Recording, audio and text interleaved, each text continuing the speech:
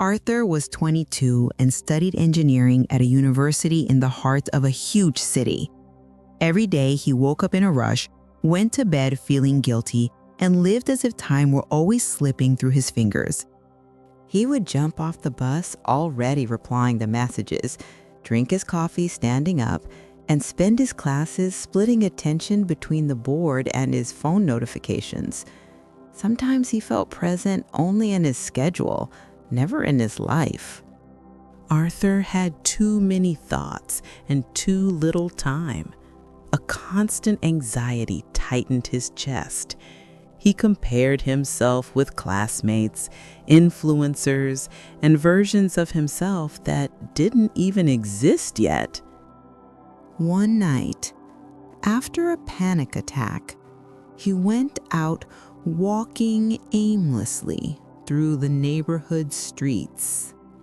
He didn't know what he was looking for. He only knew he couldn't stand feeling like he was always running, but never arriving. Then he stopped in front of a small, almost hidden cafe that was still open. Inside, an old man was slowly stirring his coffee, as if time moved at a different rhythm for him. Arthur walked into the cafe without thinking much. The smell of fresh coffee and the soft sound of jazz in the background created, for the first time in days, a sense of pause. The old man looked at him, and before Arthur could say a word, said, "You look like you're running with a tired mind." Arthur gave a nervous laugh. He sat down. Within minutes, he was pouring his heart out about the exhaustion, the pressure, the uncontrollable thoughts. The old man listened, as if he already knew every word before it was spoken. The old man said with a calm smile, "I'm not a therapist, but I can offer you an exercise." He stood up, went to the counter, and came back with a cup of coffee filled to the brim. You're going to leave here, walk to the park 4 blocks away, and come back without spilling a single drop. Deal? Arthur hesitated. It sounded ridiculous, but something inside him wanted to accept. He carefully took the cup, walked out the door, and took the first step. The cup trembled along with his hand and his thoughts. With each step, he realized he couldn't afford to be distracted. He had to be fully present.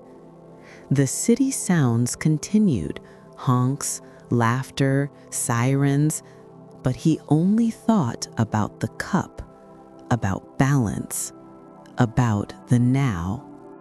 When Arthur returned to the cafe, holding the cup without spilling a drop, the old man simply smiled. So, did you notice how many cars passed by? The people on the sidewalk? The sound of your phone buzzing in your pocket?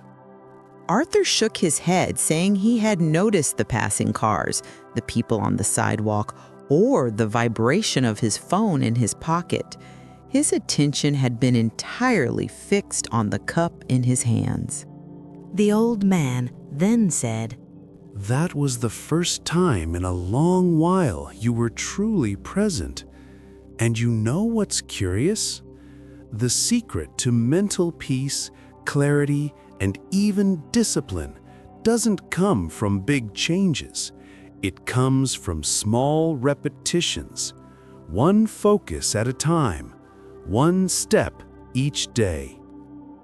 Arthur understood. It wasn't about the coffee. It was about attention, about not living on autopilot, and that keeping focused on something simple every day was how he could train his mind, like strengthening a muscle. That week, he started small. Every day, he woke up 15 minutes earlier, put his phone aside, and wrote 3 lines in his notebook. That was it. At first, it seemed pointless, but over time, it became his anchor. A month later, he wasn't a different person, but he was a more present, more centered version of himself. Because he understood it's not about doing more, it's about doing what matters every single day, with consistency. If you feel like you're always tired, distracted, or lost, maybe you don't need to change your life. Maybe you just need to do one thing at a time, but every day. Because power lives in repetition, and so does peace. If this story touched you, share it with someone who's also living on autopilot. And remember, the future isn't built in a hurry. It's built with consistency.